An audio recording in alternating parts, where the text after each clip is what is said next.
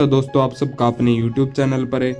आज हम आपको बताएंगे महाभारत युद्ध में भीष्म को बाणों की संज्ञा मिलने के पीछे की वजह क्या थी। चलिए जानते हैं।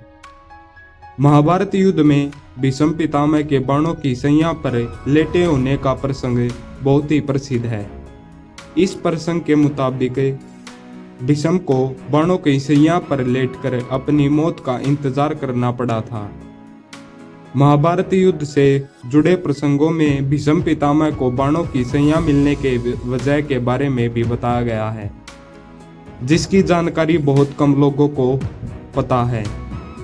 यह प्रसंग जानना हम सब के लिए इसलिए भी जरूरी है ताकि हम यह समझ सके कि हमारे बुरे कर्मों का फल हमें अगले जन्मों तक भी मिलता है।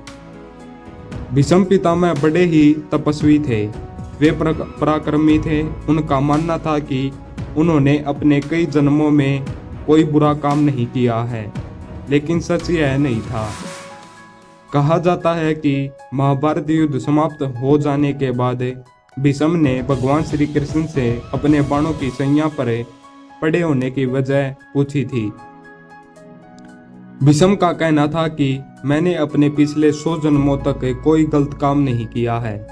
मैंने सदा दूसरों की मदद की है, इसलिए मुझे यह नहीं समझ आ रहा कि आखिर मुझे किस पाप का फल मिल रहा है। इस पर श्री कृष्ण ने भीष्म से कहा कि अपने पिछले 100 जन्मों में कोई अपराध नहीं किया है, लेकिन पिछले 101वें जन्म में आपने एक अपराध अवश्य किया है और आपको उसकी अपराध की सजा मिल रही है। श्री कृष्ण ने बताया कि आप 101वें जन्म में जब शिकार करके लौट रहे थे, उस वक्त एक करेक्टा पक्षी आपको रथ से गलती से टकरा गया था। इस पर आपने अपने बाणों से उस करकटे को नीचे गिरा दिया था।